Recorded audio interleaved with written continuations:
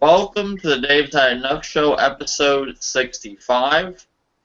I got King Grimpachi with me. How's it going, King Grimpachi? Yo, what's up? Glad to have you. I got One Piece Fanboy with me. How's it going, One Piece Fanboy?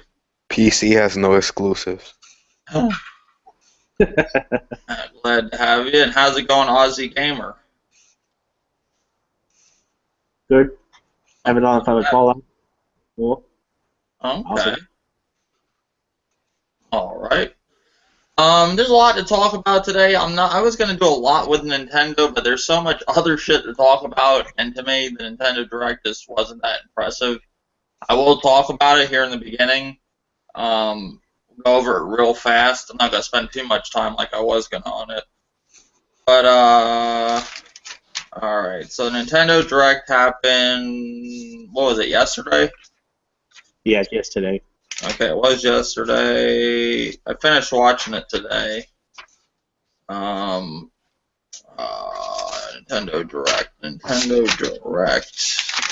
mean, there was a decent amount of stuff that happened at Direct, but there was a lot of stuff we already knew. There was a few surprises, but not really, All right, they started the show off with Twilight Princess HD, where supposedly Nintendo fanboys, they don't like remasters, but they love this one, I guess. What do you guys think of Twilight Princess HD for the Wii U to hold you over till Zelda U? To me, it really didn't look impressive at all. Like, when I first saw it, I didn't even think they did anything to it. Now I've seen screenshots showing the differences, but I feel if you have to show me like pictures to tell me the difference, then it's not really that much of a difference. It's no different than I can't really tell, like, looking at it. I couldn't tell when they first did the what's the Last of Us remaster. I couldn't, other than the resolution increase, I couldn't tell that there was a significant difference. But that was a simplified port. And with Zelda, to be fair, Nintendo didn't really say what type of remaster this would be. But listening to some of the Nintendo guys, this was going to be like on the lines of Wind Waker, and it's nowhere near the level of Wind Waker was when they remastered that. So to me, it was just underwhelming when it came to Zelda. Okay. What about you, One Piece fanboy? Did you see the Nintendo Direct and this Twilight Princess HD? Yeah, I saw the direct. I personally think Zelda's boring. The only Zelda game I beat was Wind Waker, and I had to force myself through that, so it doesn't really work for me. But good for the people that like it. Okay. What about you, Aussie Gamer? Did you see the Nintendo Direct and Twilight Princess HD? Yeah, I saw it. I didn't really notice any difference. It looks the same to me. Yeah, I never played Twilight Princess, but from what I've seen of it, it did not look any different. Like a lot of these Nintendo dudes like to lead you to believe that Nintendo knows how to do remasters. I mean, they don't like remasters, but when it comes to Nintendo doing one, they like them, and they know how to do them just perfect. I will say Wind Waker HD was good looking, but it's not compared to this one. I don't see the difference like from the other version. So that's what they started the show off with. Hey, Dave. Oh, you there, Old Dirty? Yeah. No You really can't tell the difference between the Twilight Princess and the Wind Waker because they're different art styles. When you look at Wind Waker is like cartoony, colorful. So you can see a difference, and it ages slow. When you do a game like Twilight Princess, where it's dark, gritty, muddy, you know what I'm saying? It's hard to it doesn't age well. Mm-hmm. Because even if you go back and look at the original, it just looked nasty looking. It doesn't look so. This HD, even though it still looked the same, you can see like better lighting in the game, basically, to get rid of that muddy look because they only use basically like damn near 3 colors, which is gray, black, and brown. And that's why Twilight Princess looks like the darker, more adult Zelda because it's not colorful. Where it can stand up to the test of time. A decade from now, how Wind Waker did. Wind Waker, the original Wind Waker, still looks good to this day, and the HD just made it look even better because you're trying to compare 2 different art styles. A realistic art style would sometimes, lose its look as age, as time progressive, with something like, something colorful, art style look, cartoony look, it can keep its age, no matter how long it carries. So basically, I mean, Twilight Princess does look the same, but it's just a little better lighting they added to it. Okay, yeah. So I think it was Super Mario Nerd Pokemon 2000. I'm saying his name correct. I think he said he was expecting, it to look like the tech demo from 2011 or 2012 at E3, that one that they showed. Yeah. But I don't know. I think that's who said it. But I didn't see the difference. But Ozzy, I asked you, right? Yeah, he did. Okay. Other than that, they did announce with this new Twilight Princess, you get Wolf Link amiibo. Oh, cool. It is compatible with you're gonna get like a soundtrack, data that can be carried over to the new Zelda. It's a bundle pre-order, 30th anniversary of Zelda. I don't know exactly when the Twilight Princess comes out. Did they say? I think it's next year sometime. Next year, wasn't it? When this year? Okay, March 4th, 2016. I did have it written down. Okay, but I mean that's that on that. Then Bill came in talking about, well, Reggie talked all about that, and Bill came in about Triforce Heroes with an update. And what else do they have? Pokemon Super Mystery Dungeon coming out November 20th, 2016. Or any hype about any of that? No. All right. And Splatoon got an update. Yesterday at 5 p.m. They got some new maps. They are giving you a lot of shit with Splatoon. Has any of you guys played Splatoon? Nope. No. Old Dirt, do you play Splatoon anymore, or Yeah, I still play it from time to time. how's the DLC been going? Is all of it's free and everything, or? Yeah, all of the updates that they give you is basically free. You don't have to buy any maps or weapons or anything like that. So Okay, so it is worth $60. now it is, yeah. When it first came out, to me, no, it wasn't, because to me, I want to say everything is on the disc. I think Nintendo is just portioning it out. That's what I think, because when I think of Mario Maker, that's what Nintendo wanted to do, was each day, release different stuff for Mario Maker, which was on the disc. They were just unlocking it for you as you play the game each day. So that's what I think with Splatoon. I think it's all on the disc, and Nintendo is just portioning it out, maybe. I'm not sure, but everything they put out for it is free.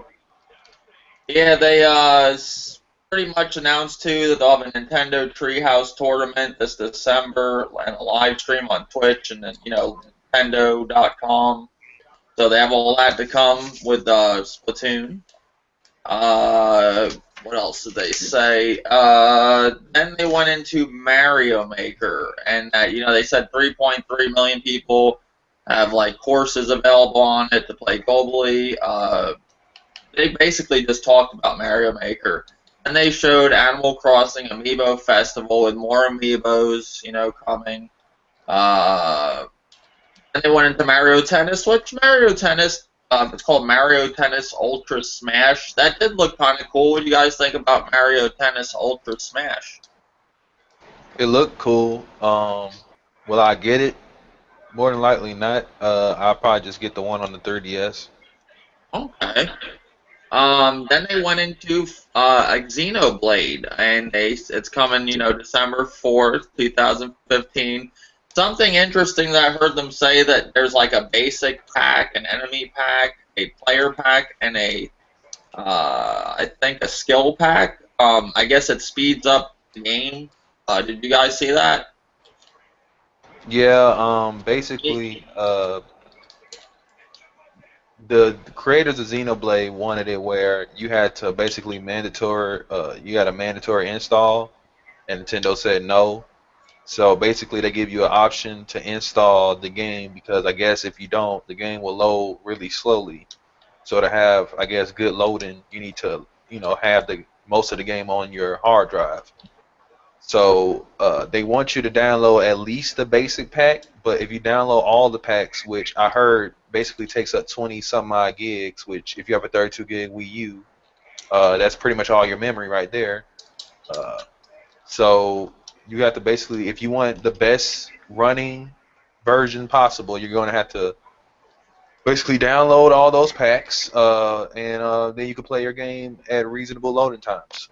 So there you go. Yeah, I guess you have to have an external hard drive, maybe required. Possibly, especially if you already downloaded, if you already got other stuff downloaded, because, like I said, I'm not sure, but I was watching a Nintendo podcast, and they said it was altogether 20 some odd gigs to download all of them, all the packs. So Hmm. if you want it to run the best it can, and load the best it can, you're going to basically need, I think, the 32 gig after the updates and stuff. I think you got like, you're probably stretching it. You probably have just enough memory to not have an external hard drive.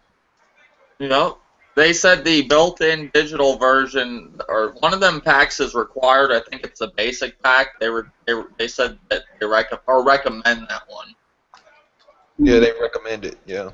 Yeah, so you're gonna probably have to use that if you want the game to run like decent. Any of you hyped for Xenoblade? You think it's gonna be the game of the year? Probably. I think It's I the think best it's, RPG.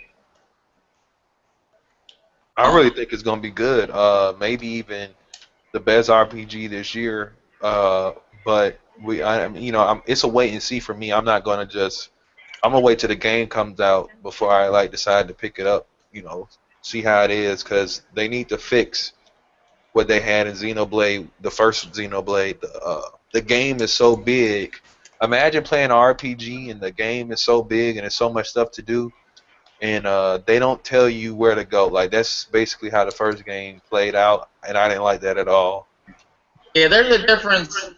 There's a difference from, making a hard game and not giving you an idea and holding your. Well, there's a difference from holding your hand like The Last of Us and bringing you everywhere to, like, not so much holding your hand and letting you play, like the old Tomb Raider games. But when they completely don't tell you where to go, like Bloodborne, games like that, I'm not, like, a huge fan of that. I'll be honest. Well, you're playing Fallout right now, Dave. So imagine playing Fallout, right? And you get a quest, and they tell you to go somewhere, right? And where they tell you to go doesn't have a marker, and it's very vague. Like in Xenoblade, like I spent like 2 hours. That's why I don't really play the game. It's a good game, but the first one just has flaws. 2 hours I was trying to kill a monster. This is not a main mission. This is just a side quest to level up. I had to kill this monster that they told me is in between these two big open world areas. So you go in between them, and it's not there. I looked online to find out where it is. Well, you're supposed to chase it, and then it'll go into that direction. So the mission don't even tell you exactly where you need to be, nor is there a marker to tell you where to go. So you have to just run around and hope for the best. Yeah, I'm not a big fan of that. Fallout, it gives you direction. They'll have that little meter at the bottom that I had to get used to. I was playing it last night. But I don't like games that just, like, I like Bloodborne, but I just don't like it. Don't give you no idea of what to do. I mean, to me, it's challenging, but it's not fun. Hey, Like Greg, Halo, like, you get lost at times too in that game sometimes. Halo 1, right, Yep. Ozzy? Yeah, it did. It really lost it. Then they'll never Halo, forget it. you could be walking somewhere and you could be thinking, oh, is this the way I'm supposed to be going? Or, you know, and then it finally starts saying, what does it usually say? Something pops up. It says checkpoint or something. Yeah. But yeah, I'm not a big fan of that whole thing, so probably Xenoblade wouldn't be a game for me. Alright, let's go to Nintendo Badge Arcade. What the hell was that? I don't remember what. Oh, these are like, okay, Nintendo has these games called free to start games, which basically are probably like free to play, but you just start them. I don't think you get the whole game. Am I correct on these free to start games? It's just Nintendo changed it from free to play to free to start, same damn thing. Okay, so it's the same damn thing. So they got Nintendo Badge Arcade, Pokemon Picross, if I'm saying correctly. Picross. Oh, okay. Stream World Heist, Fast Racing Neo, and Typo Man. Are you guys interested in any of them games? Nope. It's Racing Neo for me. Yeah, actually, I heard a lot of Nintendo fans talk about Fast Racing Neo, and I never saw it. Well, I saw some footage of it, but it was blurry looking on YouTube. But I saw it in that direct. It looks interesting. It reminds me of F-Zero or a Wipeout type game. So that looked pretty cool. And Typo Man, I saw that already, but that's an interesting game too.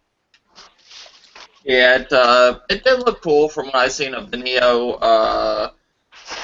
Called Fast Racing Neo. It reminded me of something like a little bit of F-Zero or Wipeout.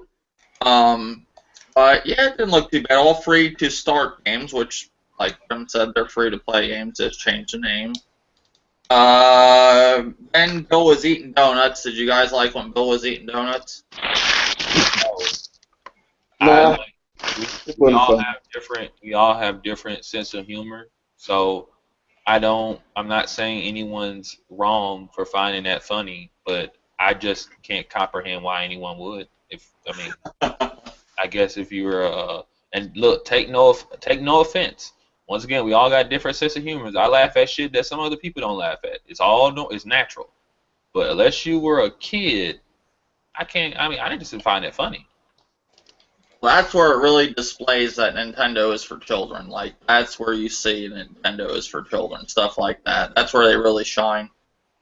So then it went into a Wii U bundle with Super Smash Bros. And Splatoon. It didn't give a price, but I'm sure people know the price by now, somewhere. And then the original 3DS XL, they said be ready Black Friday, and new amiibos on the way. Are you guys pumped for that? No, I do find it funny though that okay, it makes sense. It's Black Friday, and they're going to be selling the 3DS XL, the old model, for a low price and bundle it with a game, right? I got the new 3DS XL, and I like this system, but so far there's only like 2 games. That's what I'm saying. Well, what the fuck was the point of releasing that console? Honestly, I'm gonna tell you honestly, Dave. This is what the point is. Honestly. Nintendo knew they could make money off of it, and at the same time, Nintendo said they wanted to get Xenoblade on the handheld. And honestly, I think that was the only plan they really had for it. It's like, look, we can't do it on the normal one, so we'll just make a new system and, sell it for the same amount of money, and probably don't cost them nothing to do that. So, I'm not mad really as an owner because there's just so many 3DS games coming out. I don't really care if it's only for the XL or not, but it does, it is like, okay, where are the new 3DS games at? Because so far there's only like 2 of them, and one of them's Binding of Isaac, which I don't even know why that's only on new 3DS. Well, is it because maybe they don't want to separate the fan base or something? Or that's a possibility too. That's a strong. I thought just because they have so many users on the other one, it'd be stupid for them to stop making games for that. So, basically, this is just an upgraded 3DS. They can play games, the other one can't, but they're not. It don't look like they're going to do that. At least not right now. So I think Ozzy's going out Black Friday, getting the Super Smash Bros. And Splatoon bundle. I figured you like that, Ozzy. No, Right. What about the Pokemon tournament for the Wii U with bonus amiibo card Shadow Mewtwo that unlocks Shadow Mewtwo right away in spring 2016? Anybody like that? A lot of amiibo stuff. Lots of amiibos. Is the Pokemon tournament like a fighting game, or is it just like It's Pokemon in 3D? It did look, like it it's did like look good. I mean, kind of like Tekken if you played that. I mean, Oh, so it is like Tekken. I thought it was like the old Stadium series. I know people that were excited for that Pokemon tournament thing. I think Hubie was excited for it. Hubie 186. I Ed, gotta see more of it personally because I know in Tekken they give you a lot of content, especially for people who don't like playing fighters online. And I mean, I don't know if I don't know what type of fighting game this is. Is this one of the fighting games where you ain't got no modes and all you can do is pretty much play online? I don't really like those that much. game Yeah. graphics are good. Yeah, Pokemon. I mean, there's a big crowd for Pokemon. So I mean, it is what it is. Then they showed Star Fox Zero, and they went into like a little bit of gameplay. With they show all the characters. They showed how like the different vehicles and all this stuff. How they transform and what they do. What do you guys think of the new Star Fox display? Wasn't that the same shit from E3? Kind of. Probably just at a different angle. I didn't know they're still supporting the GameCube. I'm still getting the game. I'm a Star Fox fan, and I've been waiting for a Star Fox game. The gameplay looks good. It plays like Star Fox 64 and the first Star Fox for the Super NES, so hey, I'm all in for it. All right. In the That will Star be Fox, coming. it does look it looks fun, but see to me when I first saw it at E3, it didn't look bad to me. It just looked normal. It didn't really look bad or ugly, and I thought that it got delayed for upgrade visually. I didn't think it looked bad before, but I don't notice anything. Is it different or is it just It's a slight upgrade. Like if you go back and watch the trailer from E3, look at it, what they show, and then come back to this one, you'll see it's a slight, not like a big jump. It's like slightly. oh, okay. It's like all the textures and stuff is smoother now. You know what I'm saying? Not jaggy and stuff like that, like the one from E3. Yeah, so Star Fox will be coming January. No, that's the other game. Hold on. I don't know if I had a date for that. Spring 2000. No, that ain't it either. I don't know. Oh, April 22nd, 2016. I want to give a shout out to Shader123, Ninja Foxfire, video game lover. Thanks, guys, for watching the podcast. Alright, next thing is Mario and Luigi Paper Jam. What do you guys think of that? It's on the 3DS. Oh, that's my shit right there. I'm gonna have to get that.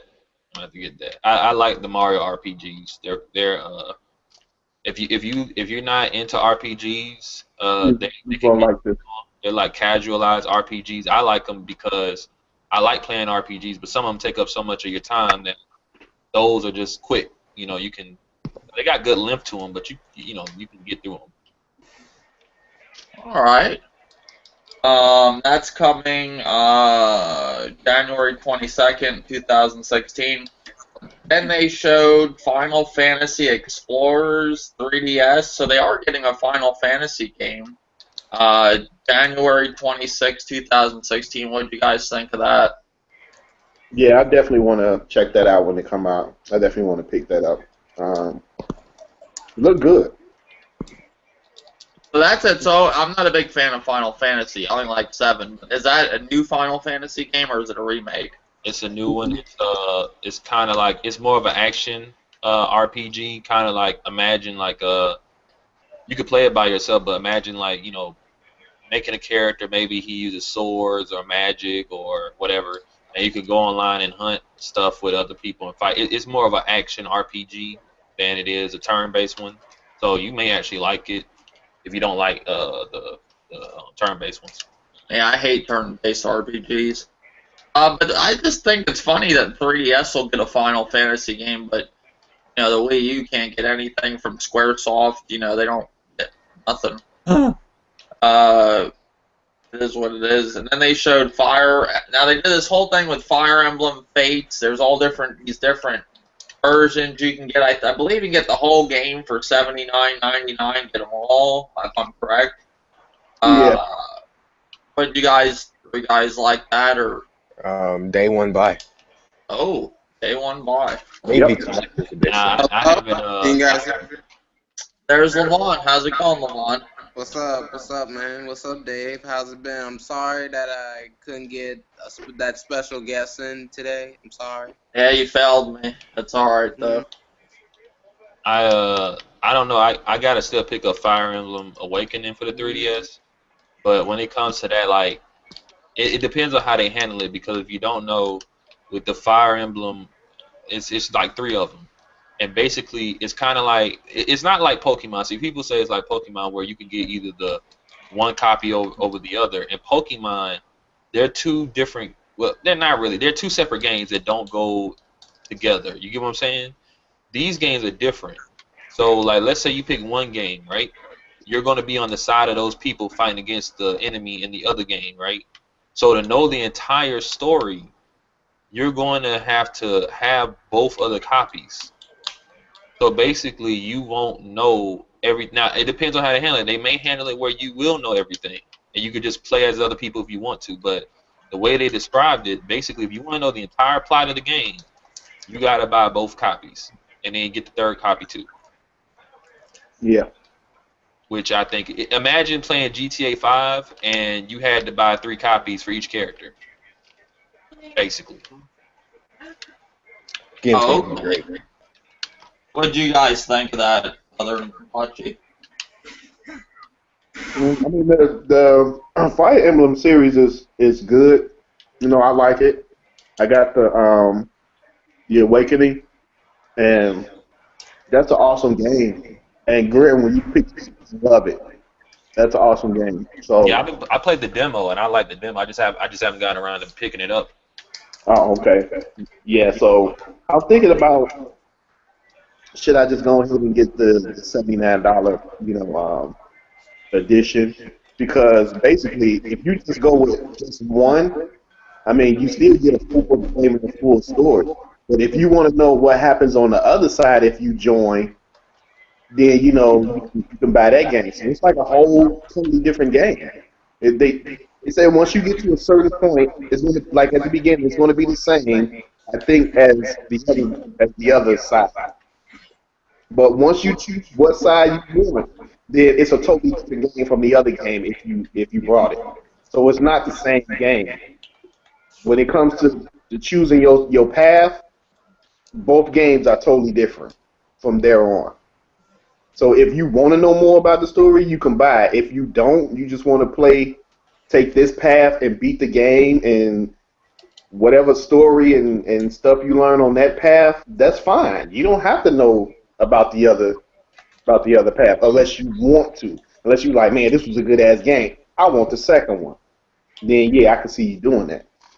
But it's a full game. People was coming out talking, oh, it's not a full game. Yes, it is. It's a totally full game. Well, Dirty, the only reason I'm saying that is because the third game, right? Mm-hmm. They advertised it saying that that's supposed to be the true conclusion of the plot. So if you're immersed in this game, right, and you want to know the entire story, well, you're going to need all the games. Okay. Now, you're right. If you're satisfied with just knowing half the story, then you don't need them all. Right. But didn't they say they was giving some story free? Whichever I think path. the last story, I don't remember. I think what they said was if you buy one, then you get one reduced, and then later they're going to release the conclusion. But I don't know if they said it was free or not. I don't remember. Well, you gotta now that they said the DLC map pack one is at a reduced price. I don't know, so there is DLC. There is day one DLC for that. Mm. I don't know. All right, so Fire Emblem. Then they went into Mega Man Legacy Collection. With a gold Mega Man amiibo. You guys like that? Well, Mega Man Legacy has been out for months. Yeah. Okay, so it's already been out. They said they showed a gold Mega Man, so I guess that's the new thing coming. Yeah, new amiibo. Oh no, it says February 23rd, 2016. So Yeah, the Wii U version. oh, the Wii U version. Okay, Wii U version. You picking that? Anybody picking that up? Nope. I mean, if you want it bad enough, you could have got it like months ago. So. Oh, that's the Mega Man with all the Mega Man games. I thought this was like a Mega Man with certain Mega Man. This reminded me of, you remember that game? I thought this was like that game, like the Nintendo remix. I thought that's what it was kind of like with Mega Man. I thought, why? I don't know why I was thinking that. Okay, Mega Man Legacy Collection. I thought that's what it was for the Wii U, but maybe it's the other one that was on the PlayStation. Pokemon Red, Blue, and Yellow for the 3DS. I guess it's a remaster. Yeah, something like that. That's available February 27, 2016. Anybody getting that? Nah. Nope. They showed how you don't have to link up your Game Boys no more because you're going to be using it on the 3DS. So yeah, remember how you had to use the cord back in the day?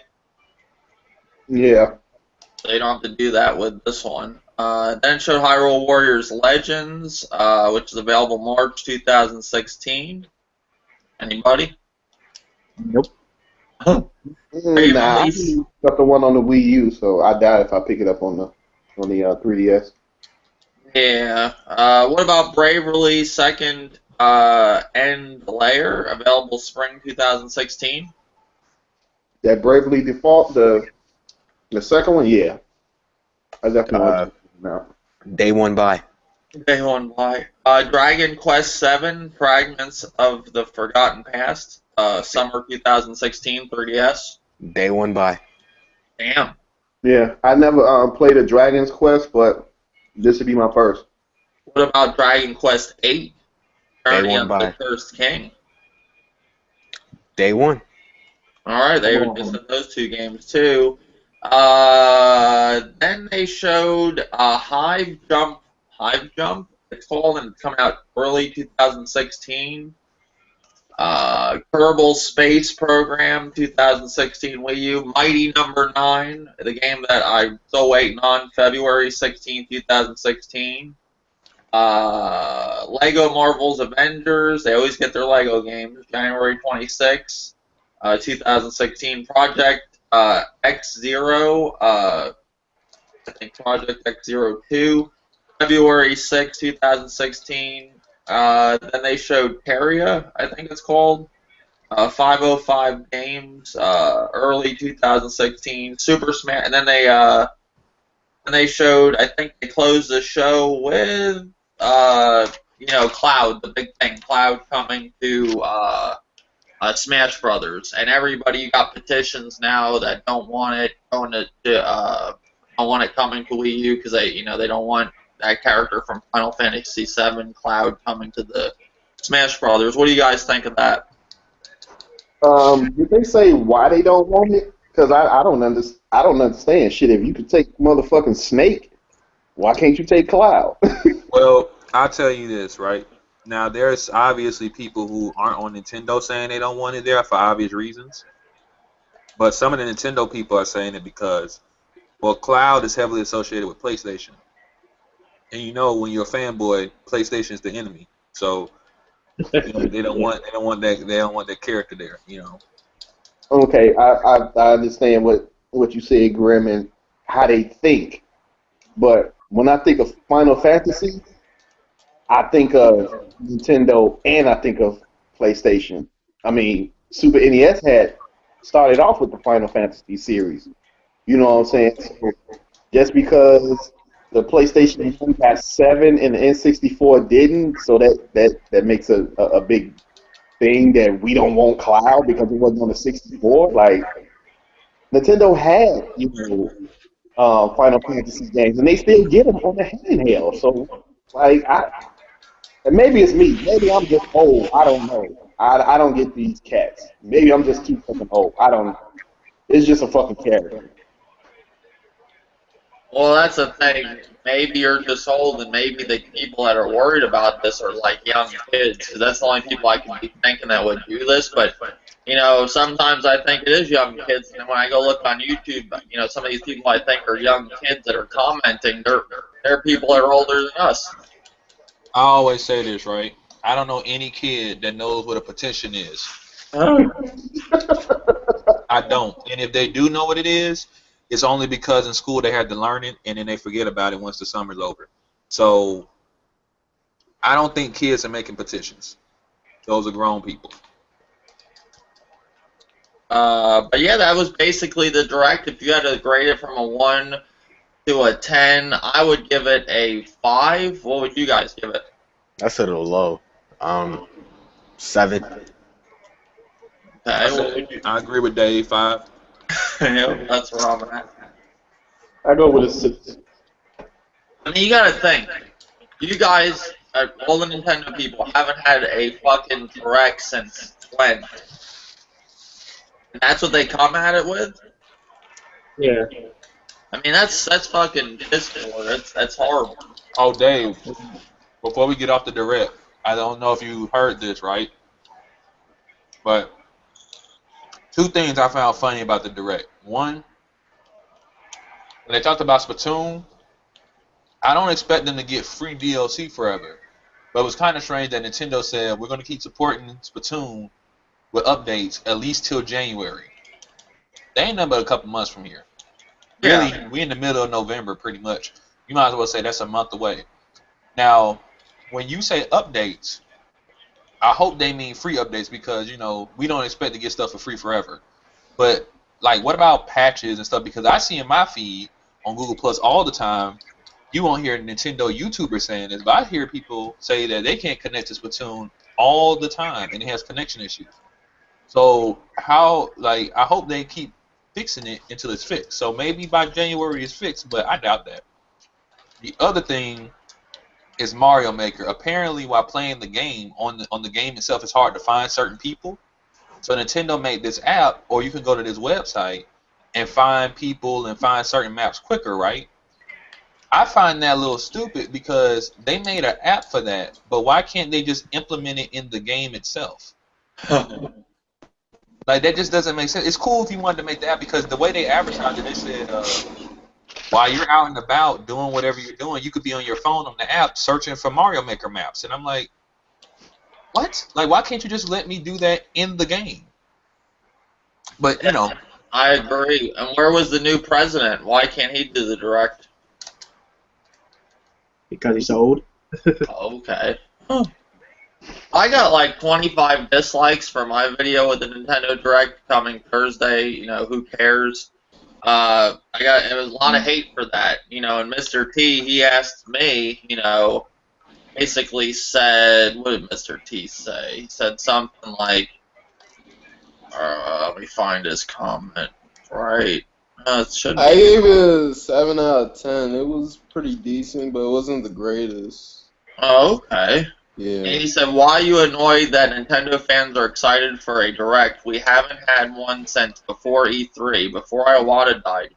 You're interested in seeing how they handle going forward with Iwata and about big games still to come like Zelda U, Xenoblade Chronicles, Shimigami Sensei, X, Fire Emblem Awakening, Pokemon Tournament, Star Fox, etc. Hope I cleared it up for you. Why are you trying to rain on other fools' parade? LOL. I mean, I'm being honest. Like, who the fuck cares, really? Like, I don't think Nintendo's right now is in the conversation. I think they need to, focus on the NX and just disappear for the time being. I mean, that's just my opinion. I mean, I think the 3DS they should support that, but the Wii U is dead. It's like something that they're just dragging the Wii U out. It's dead, but they just keep making it appear that it's alive. Fucking thing's dead. Like this direct, it was only two things, and that was Twilight Princess, which we speculated would come, but we didn't know, and Cloud being in Smash Brothers. Everything else, the reason why the direct wasn't that special is because I knew about everything else because they showed it already. They Everything else just was never old told us news. about the release dates. Release dates. I mean, I don't. At this point, it's like whatever. Like it come out when it come out. Yeah. Well, all right. On to the next thing. That was pretty good, but we'll move on. Let's start with. All right. There's a lot to talk about. Let's talk about Fallout 4 first. What do you guys think about Fallout 4? Like your first impressions? Like, not give me short versions. That'd be cool. Don't have the game, so. Okay. It might be from what you see, Levon. Would you be interested in Fallout 4? No, it looks ugly. Okay. What about you, King Rapachi? Right now, it's a 6, but it's pushing to a 7. Hopefully, by the time it's done, it's a strong 8. Like people need to understand, like I love Fallout, but I'm not gonna sit here and ignore the issues. You get what I'm saying? I'm not gonna sit here and pretend like they don't exist. No different than I love Metal Gear, but I bumped that score down too because this shit it's long. Like it's 60 hours to beat the main story. It's too long, and the fun goes away after a while because that's in Metal Gear. But I have fixed my performance issues on PC, so I am having a better experience than I was before. So that's why the score is going up because now I'm able to enjoy the game a lot more, and I'm seeing a lot more stuff, and it's getting enjoyable. Now, one thing I can say, and I'm gonna wrap it up because it's too much to talk about, the building in the game where you can build stuff. I'm gonna just warn everybody now: if you're trying to build a house and you're trying to make the house even, you can't do it. Don't worry about it. Just build it any old type of way. Because I've sat there for hours trying to build my house correctly. You can't make it even. It's going to be crooked. So just know that. So don't waste your time. So you can build a house in Fallout? Yeah, you can build a house, and it will be crooked every time. You can't make it even. Nothing you can do about that. That's crazy. I didn't know you could do that. Oh. Yeah, there's elements. Yeah. What about you, Ozzy? What do you think about Fallout 4?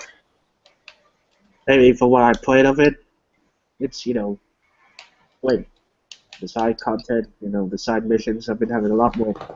I'm having a lot more fun than Metal Gear Solid 5. Then yeah. Okay, so alright, cool. What about you, One Piece fanboy? Did you get Metal Gear? Metal Gear? Or not Metal Gear? Fallout 4. Yeah, I got it day one. I'm really enjoying it. It doesn't knock my socks off, but the gameplay is good. The graphics, in my opinion, are good. I don't, they're fine. Yeah, they're to be good too. It's not great, amazing, but it's mostly because of the gameplay and having fun with it. I'm having fun with it, so yeah. The story is alright, and just an overall good game. I don't think it's better than The Witcher though. Okay. Old Dirty, you didn't get Fallout. Did you get Fallout? No, you didn't get Fallout, right? I get it down the line. What's your thoughts on what you've seen of Fallout? Would you pick it up? Or are you interested in it? Or Yeah, I'm interested in it. I mean, I played 3. I just wasn't ready for Fallout. I was more ready for Tomb Raider than Fallout. So I was like, I'll pick it up down the line. I'm in no hurry because the game I'm really going to be grinding on is going to be Xenoblade, which come out December 4th. So that's right around the corner. So there's no need for me to try to rush through Fallout 4 to play Xenoblade. So. I don't think you could rush through Fallout 4 if it's as long as they say. Yeah, so I rather play through Xenoblade and wait on Fallout. That's okay. Yeah. I like it. I like it better than The Witcher 3 so far. Witcher 3, my problem with Witcher 3, I like that too, but there's times in The Witcher 3 where you're just ready to take a nap. Fallout 4 is, there's always something kind of happening at times. It don't bore me. Graphically, it's not impressive. To me, it kind of looks like a last-gen game, just to be honest. But fun-wise, I actually am enjoying it. I never played a Fallout game. If I had played, I played Fallout 3, but I don't really count that. I only played it for a little bit. My character couldn't move, so I don't really count that. I just threw the fucking controller down and got aggravated with it. So this is my first like Fallout that I'm actually understanding and stuff. So if I play the other Fallouts, I could be where a lot of where some people are with a lot of games, just get tired of them after a while. Because I played a game like I'm playing now, Fallout 4. And I played ones like it. After a while, it get kind of boring, I think. When, you know, I just, any games like that, like Call of Duty, I just got tired of it again. The second time I stopped playing I didn't pick up a Call of Duty. I took a break from it.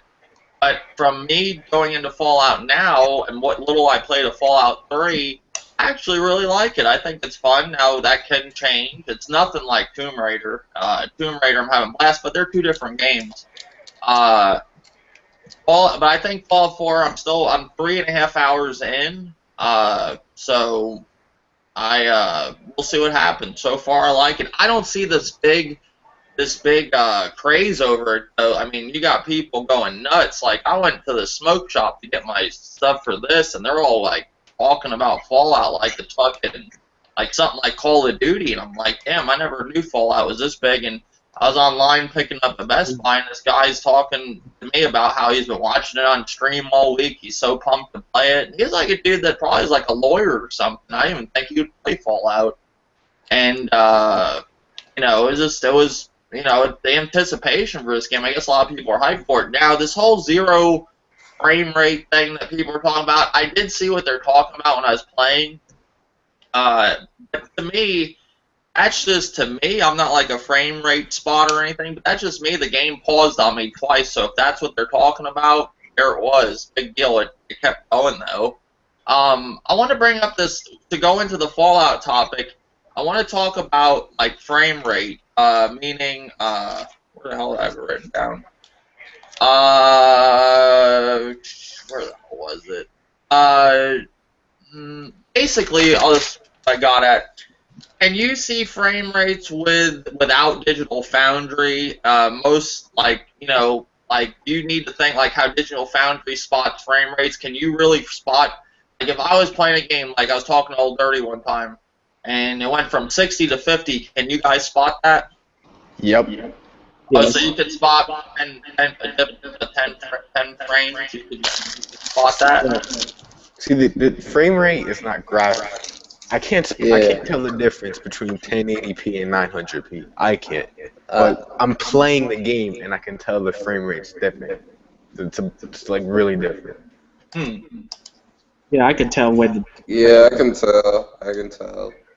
Well, when it comes to me and being around a lot of PC guys, I can tell, but there are some differences I just can't tell. Like going from 60 to 50, honestly, I can't tell you the difference.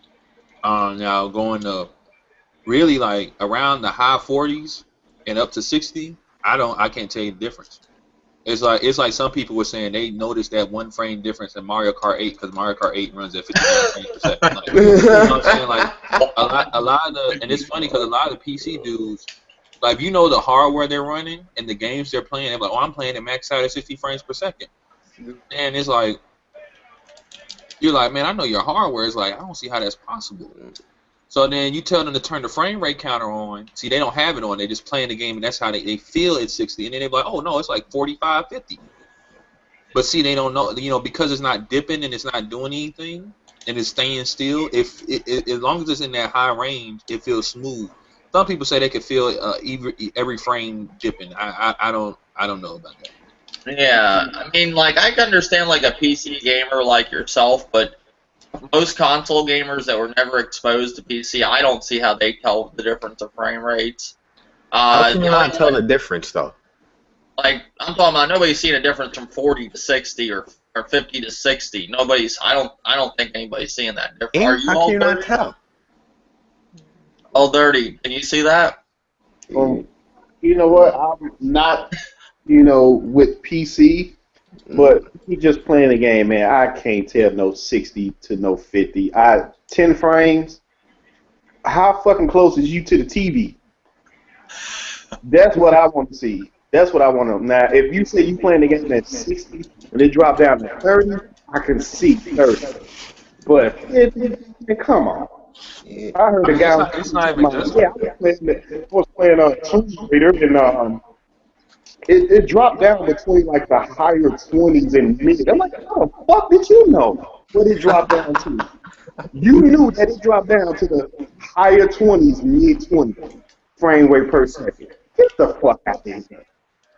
it's That's not even like the like you seeing it on your TV. I mean, you can't see when the frame rate drops on your TV, especially if it drops really low, because then it'll look like a slideshow. But if It's you're really into the game, if you're into the game playing it, you're really enjoying it. Can you see that? I mean, it's not really a seeing thing because it's more of a feeling thing. Like you'll notice, if you guys remember GTA 4, GTA 4 mostly ran at 30 frames per second. But Yeah. when you were blowing shit up and stuff, see, before I knew what frame rate was, and this happened in games a lot, you would blow stuff up, a bunch of stuff be happening, and then the game would kind of slow down, but it would happen every time you would like blow a bunch of shit up. So I just equal to that was some type of visual effect or some type of thing they did to make the explosions look better. But really, it's because they strategically made the game drop, because if they didn't, then the game would probably like fuck up or something. It's no different. Like the first game in my life, I felt the frame rates were horrible. Was a Genesis game. It was Sonic Spinball. That game has to be being ran at like 10 frames per second or some shit. That shit is horrible. It's horrible. You can't play it. I can't play it. Yeah, just like you said with Grand Theft Auto. I remember Grand Theft Auto 3, and I 30 think frames per second like is not playable, but it's not ideal. when you blew up a lot of stuff, it did. You know what I'm saying? It did slow down. But you're not going to sit and tell me that you know what frames it was actually in. There's no way you knew what frames it was in. Oh yeah, it was like 25 frames. Oh no, that's like unless you have a counter on, like if someone tells you, man, like sometimes you like even me, right? When my game dips, I can't tell you the exact number, but I can tell you a generalization, right? So if I'm playing at 60 and then it feels just really sluggish all of a sudden, and I know what I can feel between, like when it's in high 45 and up, I can't tell the difference until you get into like the hundreds of frame rates, like 100, like 20 frames per second. Then I can tell again. But you know, I just say, oh, it's below 30 or it's close to 30 because I know then what that feels like. But does someone say, oh, my game dropped to like 28.9003 decimal points frames per second? You know, and then it's all about how they make the game, because I didn't know this until I started getting on YouTube and doing more research and stuff about gaming. Was Ocarina of Time, the original game, wasn't even 30 frames per second. That shit was like 18 frames, but it just never dropped. It never felt it. It was a smooth 18 frames per second, so the game just felt smooth, period. I never would have thought that was 18 frames per second. Yeah. Well, see, like in Last of Us, they have that option where you can go from 60 to 30. I can see it then when I'm doing it, but when I'm playing the game, I don't think I would see a lot of that stuff. I mean, I don't know. I just noticed this generation, you know, everybody cares about frame rate, but, I mean, it's such a big thing. Like, people are acting like the Fallout 4 version of Xbox was unplayable because it had some, like, it stuttered for a second. It only happened to me twice that I've seen. And because I was looking for it, I was trying to see it happen. I've only seen it twice.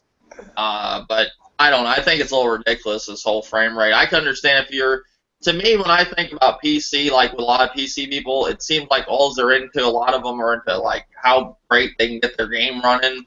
But a majority of them, I never hear of them finishing the games. They're like, oh yeah, I saw what this one looked like, and this one. They got a bunch of games that they can run the best on their system. So I'm not saying from Pochi or anybody, but I'm seeing a majority of them. That's why I hear them talking about, you know, frame rates and resolutions and 4K and, you know, all this shit. It just don't make much sense to me. I just like playing games. But Fallout 4, I do think, you know, it don't look terrible, but it don't look, at the same time, it looks like last gen. But I don't know. I just want to bring that up with Fallout 4. I'll tell you this about the PC guys, right? And they'll pretend like this don't exist and this don't happen, but some of them really just like playing games. and they'll pretend that their game is running fine while everybody in the world is having issues. But they're, you know, like Battlefield 4 was broken at launch on everything, but it's still to this day fucked up on PC. It was so many people pretending that they weren't having issues that everybody else was having and saying the game ran fine, but it was funny. Anytime a patch came out, they were rushing to get that patch, and they were screaming, "Oh, I hope it fixes the game." And then I'm like, "You told me a week ago your game is running fine. Why do you need a patch? Like, you know, the patch should be nothing to you. You know, I should be running towards getting a patch, but." You know, like, it's just like when PC guys say, I can't play at 30. That's bullshit. Let a game come out they really want to play, and let it be locked at 30. Oh, they'll play that shit. They'll play it. They just like to talk about stuff. Okay, next thing I guess we'll talk about is, I guess, I don't know if I'm getting that yet. I guess Rise of the Tomb Raider, we'll talk about that for a little bit. What did you get it, One Piece fanboy? Yeah, I just picked it up a couple hours ago. So you played a little bit of it? Played a little bit of it. What do Really you enjoying think it. of it? Really enjoying it so far. It's shaping up to be the best game I've probably played this generation. Yeah, I think it was Maybe- a smart move what Microsoft did getting that game. I didn't think so at first, but I don't know how it will sell. Who knows? We'll see how it will I sell. don't think it's a smart move if it wasn't coming out the same day as Fallout, a couple days after Black Ops, a week before Battlefront. Love Tomb Raider, but it's not on that level. But I'm really enjoying the game so far. Yeah, it is true. They released it next to some juggernauts. I mean, the one thing is, I mean, I can see two people, like, if you're into Fallout, the majority of the time you're not going to be into Tomb Raider, and if you're into Tomb Raider, the majority of the time most people aren't going to play a game like Fallout, so that does give you an option for something else. Fallout 4 did $700 million worth of sales. Oh yeah, I can't believe So how it sold. I was shocked by that, but Tomb Raider just can't compete with Black Ops and Fallout and Battlefront. It'll probably flop on Xbox, because Xbox sucks, and the gamers suck. Sorry. What's your thoughts about Old Dirty? What's your thoughts about Tomb Raider? Are you enjoying it? Oh yeah, I'm really enjoying this one. Just all the the crafting and stuff that she can do now. Just how the environment looks. I even like when she was up in the mountain. It's like you be walking and you just hit a big patch of snow and you can see a shiver and try to block the wind. You see the way the wind is blowing and she's trying to protect her face from the elements and stuff like that. Just the little small details that they actually put into the game. So This one's more lifelike. Like compared to the other Tomb Raider, this one it feels more alive. Like Laura Croft is like fixing her hair and shit. And it seemed like they just made it feel more lifelike. The other one, to me, I just didn't feel like what I feel in this one. I think they did a really good job on overall just how she is in the game too. So how when it comes to Tomb Raider, because I've seen people play it on 360, and yeah, actually, it looks way better on Xbox One, but it actually don't look that far apart. You know what I'm saying? But what face did they go with? Because in the remaster of the first Tomb Raider, they changed her face for next generation. Like, does she look like weird, or she looks like she originally did? She look a little different from the definitive version that I can remember. Yeah, they probably went back to her old original design. I mean, it was kind of weird because her original design, she looked, I don't know, like she looked Caucasian, but she looked like she was from another country. Whoever was the model for her, but which makes sense because isn't she Australian or something? Laura Croft, something English. like that. English. But this newer model looks more of a. She almost looks like she came out of that Until Dawn game or something. Yeah, no, she does look more different than the other. That's what I like, and how she moves in this one's different. You can craft things like in The Last of Us, like the cocktails, and it seems like they have like that little like bomb that you throw in The Last of Us. They have something like that. I like it. I think it's not slow like in The Last of Us where you're crouched and you walk real slow. I mean, she moves. But I think they did a good job on this game. It's a shame that some people are just, that do have an Xbox, or I know a lot of people that own Xboxes.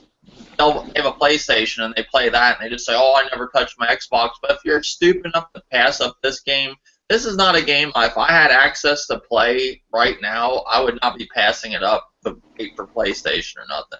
Now, if I didn't have an Xbox and I had a PlayStation, that might be a different story. I think I could, maybe wait for the PlayStation. I don't know if I'd go out and buy this just if I knew if I was able to get it on the PlayStation sometime down the road. But if you have access to an Xbox, I would definitely suggest you get this game. It's good. It's probably game of the year in my eyes. It is.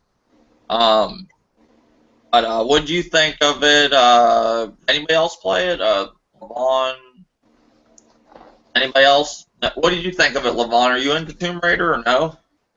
I don't have an Xbox One. Oh, but did you play the remastered Tomb Raider or? No, I didn't. Well, I did.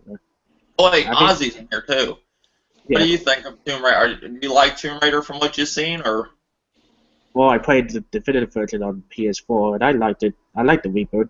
I cannot wait for the PS4 version. I have to wait for it. But I have to pick choose. Is either Fallout 4 or Tomb Raider. I choose Fallout 4. So. Oh, okay. Yeah, I mean, you can't. There's all these games coming out. It gets expensive after a while. I mean, that's why I like the Gamers Club Unlocked. The thing is fucking cheap. You get games for real cheap. But I mean, you can't buy all the fucking games all the time.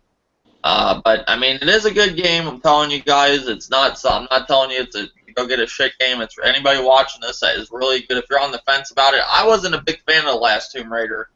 To me, they felt like they were imitating Uncharted or something. It's actually its own game. It's actually like a little bit of the old Tomb Raider and the new Tomb Raider all in one, and it's really good. Next thing I want to talk about is, I guess, I don't know if I should bring this up or not. I guess I will. I was watching Broken Games' podcast, one of his latest videos where he basically was talking about how his podcast is so great and, just praising himself as always, and that he's doing so many things different than other people. He's got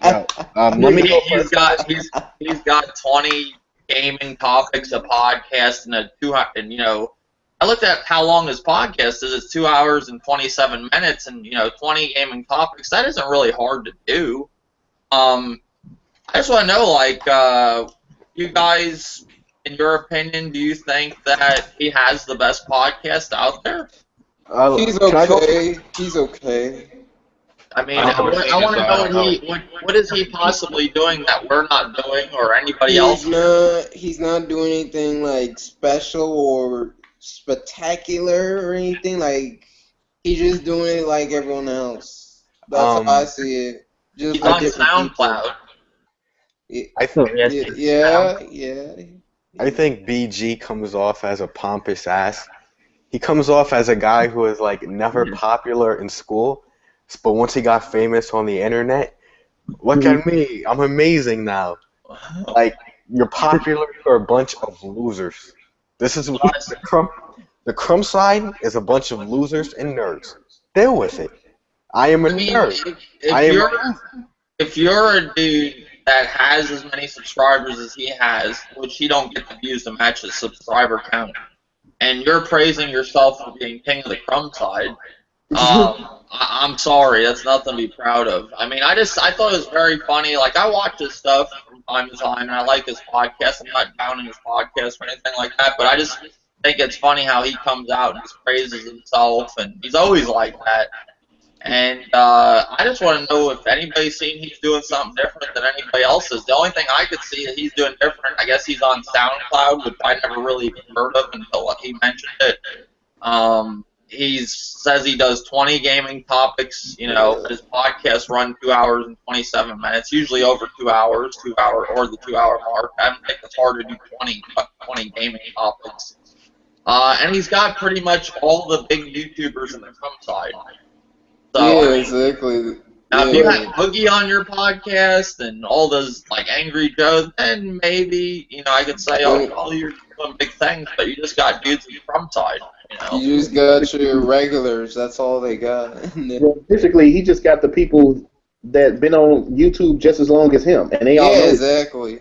Basically, he ain't doing nothing spectacular. Yeah, and just back off One Piece. Most YouTubers like him that have these big sub accounts. They act like they celebrities. And Dave, I told you this before. These motherfuckers act like they fucking celebrities. Like, you know what I'm saying? Like they Sean Combs or something. You know what I'm saying? Like, dude, you just got a lot of people that watch you on the internet. That's it. You know what I'm saying? Like One Piece said, he probably was never popular, in grammar school or high school and even college. Pushed into his locker. So they see they got a big sub account. Like I don't give shout outs. You got to do it yourself. Like, come on, dude. Come on, dog. Somewhere, man. Like really. And nobody helped him. Nobody helped him. Like he acts like get where he is. He just did it all himself. Wow, wow. That's some arrogant way of thinking. Like, and I'm not anybody would take this as like an attack. Like I'm attacking him. I'm a hater supposedly. I listen to his video and I'm commenting in a video. I think he's full of himself. I really do. That's just Broken Games T-shirts. That tells you how much he does. If you buy one of those T-shirts, you're a loser, and you need mental help. There's no reason to have a Broken Games T-shirt. What is wrong with these people?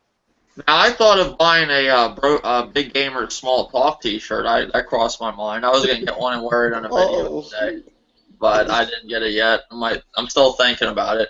Do they got Big Gamer Small Talk hats? I'm looking for. Yeah. I'm looking for. But I'm just saying, what is he doing? He acts like he's doing something different from Big Gamer Small Talk, my podcast, Predictors podcast, Gamers at Large, all these guys. Like he's making like he's doing something different. It's no different. We're all just a bunch of dudes that get on a podcast and talk about games. I'll tell you this right now: the best gaming podcast is gone. Period. Like I haven't seen BG's podcast, so I can't judge it. And I doubt if I will, because I don't have anything against BG, but when I've talked to him, I told him, like, he's heard this before. I just think, if people told me about this about myself, the way I guess I speak and he speaks, some people find it kind of like boring or something. When BG's playing a game, I watch those because it's just gameplay, but when he's talking, it's kind of just makes me want to go to sleep. But the best, I forgot the name, these two dudes. There's an Asian guy and a white guy. They used to talk about games. They don't do their podcast. They've been off YouTube for a long time. They were here when YouTube was like, if you were in the comments calling someone a pedophile, they'll get you the fuck out of here. Some hacker will find where you live and threaten you or something. For accusing people of some fuckery like that. That was back in the good old days. These guys are gone. Like they were probably the best gaming podcast. I'll try to find it and show you guys, but these guys were pretty good at what they did.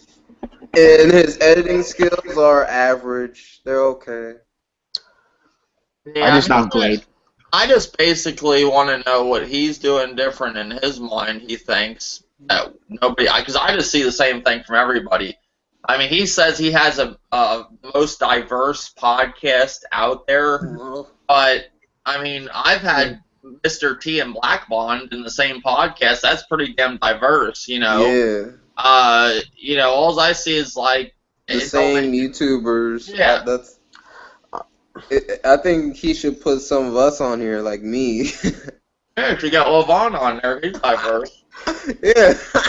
The thing is, I just want to say, just because you have a high subscriber count doesn't mean you have talent. Anybody can get on the internet, read an N4G article in a boring, bland voice, and get views.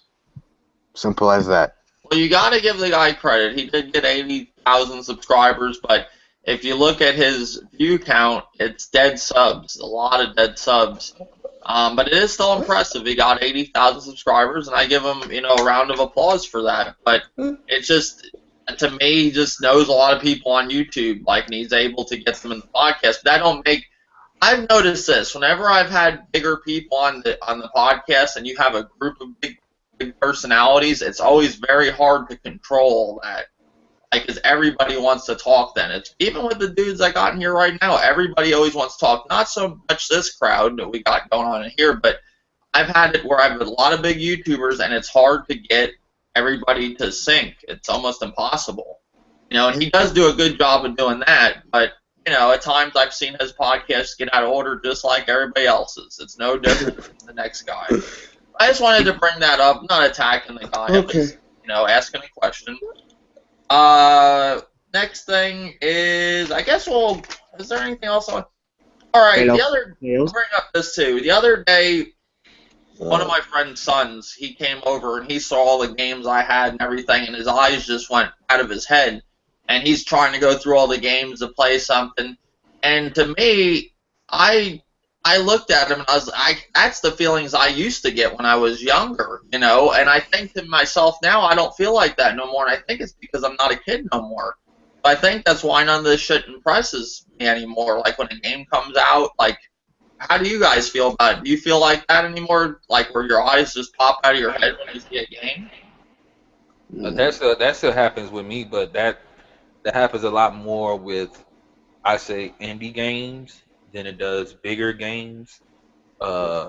Just because when it comes to the indies, unless it's in early access, like you see the trailer for it or whatever, and that's it. There's still excitement there. Like I get excited for a decent amount of games. It's just they keep showing you so much, and it is my fault for looking at it. But after seen it, like Xenoblade, my excitement has went down because I've been seeing the game for years. It's as if I almost owned the shit, by this point. Not saying I don't want it, and I'm not gonna, if I get it, I won't have fun with it. I'm just saying the excitement is gone because, as a kid, I remember going to the store and just looking what's on the shelf, and if it looked interesting, I buy it. I'm so into gaming at this point. I know what's on the shelf. It's not even a point of, I know what I'm going in the store to get, and I'm leaving. That's it. Yeah, I mean, I don't know. To me, the excitement just isn't there like it used to be. And I think it's just because I'm older now. What would you think, Old Dirty? Do you have the excitement of a little kid where you see all the games and your eyeballs pop out of your head? Or? Nah, that excitement left a long time ago. I mean, I do get, excited for, one or two games, but, not like that. It's just like, oh, yeah, I'm definitely getting that, day one. Yeah, and you looking forward to it, but, yeah, that excitement left a long time ago. Like, for example, Tuesday, I had got Fallout 4 and Tomb Raider, and I had off that day. I could have got up early, ran to Best Buy, got them, and played them, but I didn't get to Best Buy till around 3 in the afternoon, It's just not, the excitement isn't there no more, and I don't feel it no more. What about you, Ozzy?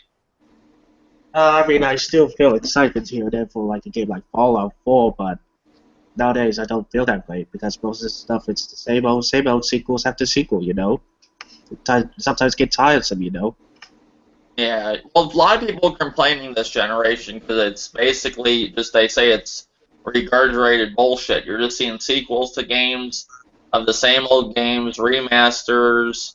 There's not this big new exclusives everywhere. That's what a lot of people are saying. This is the worst generation there is. And at times I have to agree with a lot of people. How can you say it's the worst generation when it's not even 2 years old? Yeah, exactly. Yeah, but I mean, I can say that because I've had other generations, like last generation, at the start, I was blown away right in the beginning of the generation. When I saw King Kong, I was like, hell yeah, I love that. I was ready to play that on fucking my 360, Nintendo 64, Turok. I was ready. PlayStation, I was ready with Ridge Racer and Tekken. Those blew me away. I just don't feel that this generation. Were you ready for Super Mario 64? Yeah, I like those games. I think this generation, like the thing is like the first game I saw for this generation was Shadowfall, right? When they showed that trailer, and it was just like it looked amazing, but at the same time, something in the back of my head was like, I don't feel like I'm done with my PS3, 360, and Wii. And it was kind of strange. It was the first time where, yeah, we've been on those systems for like almost 8 years, and I just honestly wasn't ready to let it go. That's why I still got the systems. But I can understand what Dave was saying because you got to think about it. Really, to some people, it's only like 2 home consoles on the market. to some people, because some people like the Wii U is just basically, not even a question of them purchasing it. But the handheld gamers, that last generation, we had the battle between the DS and the PSP going blow for blow. In my opinion, now, I mean, to be honest, I like my Vita. I'm a Vita owner, but like it ain't even no competition, to be fair.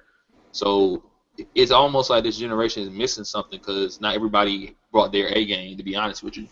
Yeah, I think You Nintendo messed this generation up. I do. you hit you hit it right there, Grim. This generation is missing something, and you know what it is? It's a bunch of original titles. I can go back to N64 and PlayStation 2 where we was just getting different and new IPs and stuff like that, and it's like now. It's like developers like, you know what, let's keep giving them the same thing, or if they make some type of new IP, it's basically damn near play like the game we played before. It plays something similar to Call of Duty, just run and shoot and take cover. You know what I'm saying? Like Gears of War.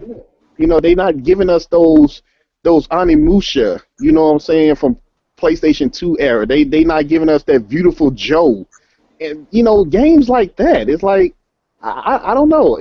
Sometimes I blame the gamers because they don't like to buy games, or they look at a game like, oh no, that's too colorful. I don't like that. They don't got no guns in their hands. I don't like that. Oh, it don't got no blood in it. Oh, ain't no cursing in it. I don't want to play it. Like, it's a fucking game. Just play it. And that's what we're missing. We're missing those good titles from back in the day. I agree with you. I just want to say one thing about Old Dirty. Beautiful Joe was a classic. Yep. Like I remember, 1 and 2 on the GameCube. I remember, like last generation. See, a lot of the games we get now are damn old in most people's eyes. Like Metal Gear is old, but I feel Metal Gear Solid 5 is so different than other Metal Gears that honestly, if they drop Metal Gear Solid 6 or whatever the hell they call it, improve the story and don't make it extremely long, but keep that gameplay, it'll probably be like one of the best games ever made. If they just fix the issues, because that game, although it got the Metal Gear name on it, don't play like no other Metal Gear. And I think that's what it is. Like, honestly, a lot of people didn't like Watch Dogs. I like Watch Dogs. I thought that was dope. I'm waiting for Watch Dogs 2, but it seems like we're going to get another Assassin's Creed before that happens. So, I mean, every game I've noticed that I really enjoyed that's a AAA game was different in some type of way, like Evil Within. Yeah, that kind of plays like Resident Evil 4, but it had its own quirks to it to make it different. I remember last generation playing games like Mad World and No More Heroes on my Wii. And I just recently, even though this game came out in the PS2 era, I feel this game single-handedly is probably like my favorite game of all time, and probably beats any Zelda game. I just beat Okami, maybe earlier this year, because I got rid of my PS3 because it was breaking on me. That's probably like the best game I ever played. But see, those are them PS2 era games. I don't know if that's gonna happen anymore. Those style games. Mm-hmm. The Wii U actually does. I would say the Wii U actually has games like that. But it's just they're far and few between. Like Devil's Third, I think that's Wonderful gonna be shit. 101? Wonderful 101 was good. It was good. I really do think though that Devil's Third is gonna be like that's gonna be like that sleeper hit. Hey Grim, Devil's Third on PC has voice chat. What? It has voice chat. What? Devil's Third on the PC. Okay. Yeah. That game looks like hot garbage. Yeah, Devil's Third. I mean, so did at the time No More Heroes and Mad World. They both look like hot garbage at the time. But come on, Devil's Third, Grim. Come on. Yo, I'm trying to tell you, like, you know what I'm missing? Where's my new Ninja Gaiden? You know what I'm saying? Like where are the Ninja hack and Gaiden slashes 3 at? was Like, Yeah. at this point, like when it comes to hack and slashes, like the only thing we got was like the Devil May Cry remakes. I don't what hack and slashes came out recently, or any this generation. Remake. It's just Devil May Cry remakes, right? Bayonetta. Oh yeah, Bayonetta. Yeah, we got Bayonetta too. Yeah, that's on the Wii U. That's what I'm saying. The Wii U got the it got them PS2 era games. But see, though, like today's gamers, they don't want to play that type of era. You know, they don't want to see different type of art styles. It's to me, everybody wants to see the most realistic graphics ever, and it's going to come to a point where it's going to get old looking at the same tired four colors in the game. You don't want to. I don't want to see every game that come out look realistic. You know, put me. I like to. I like to play a game and it's good and it puts me in that world. You know what I'm saying? Like, you know, when you play a Final Fantasy game, you know what I'm saying, you can look at it and be like, yeah, it's certain things that's not in this world. You know, you want to be immersed within that world of the game. I don't want to play every game and I can look outside and damn near see the same thing that I'm looking at on TV that I'm playing. You know, I want to be. Maybe it's just me. You know what I'm saying? But most gamers I see on YouTube, if the game not realistic, they don't got a gun or a sword or some type of blood, motherfuckers don't want to play it.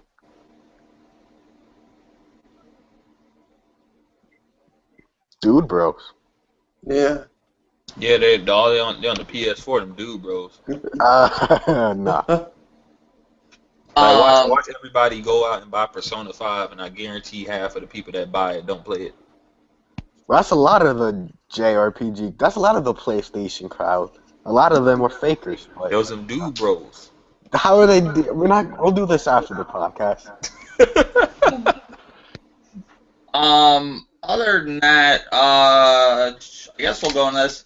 All right, so the Xbox One sold, I guess, top of the. Is it the United States? You know, the states. They did the top charts in the states, or was it globally? It's just states. Okay, just the states. They sold, you know, top of the charts with that, and Halo 5 was the top selling game. You know, for October. That was pretty good.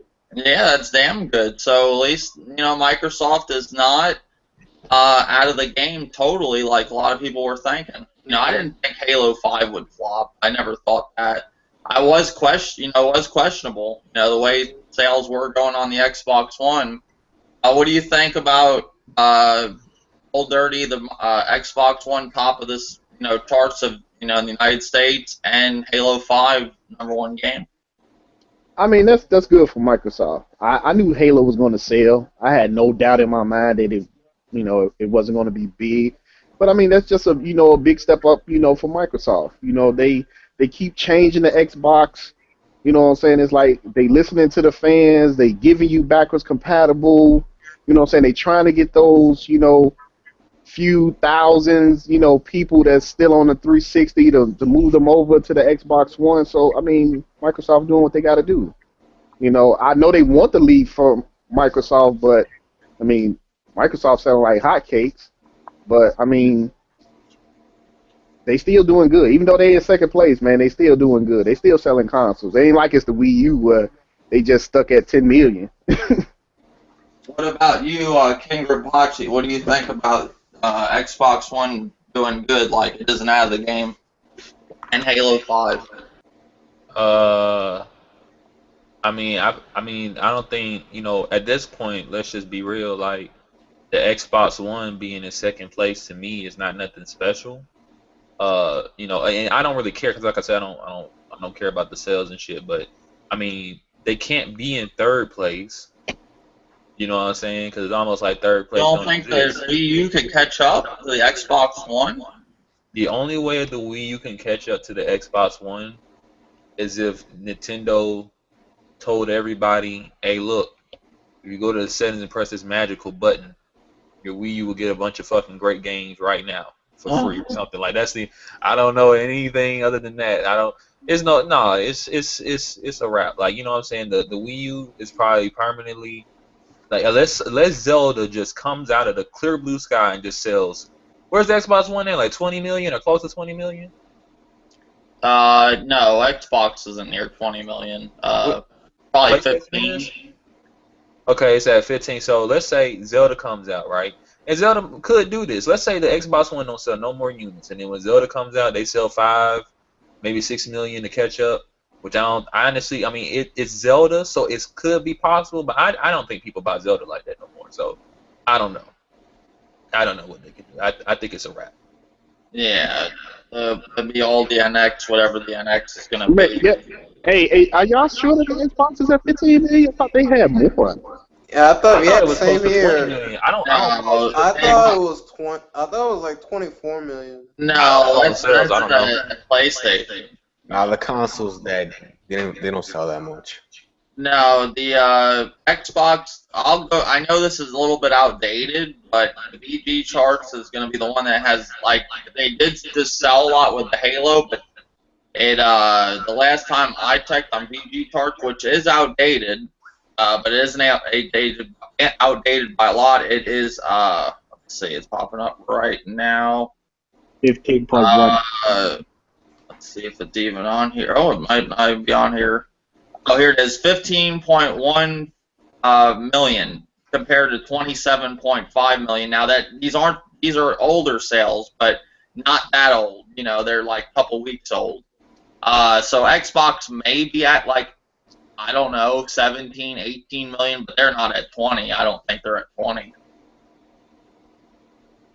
And then PlayStation's damn near 30 million by now, probably. You know, they don't tell you the exact numbers because you know Microsoft changed the way they do their numbers.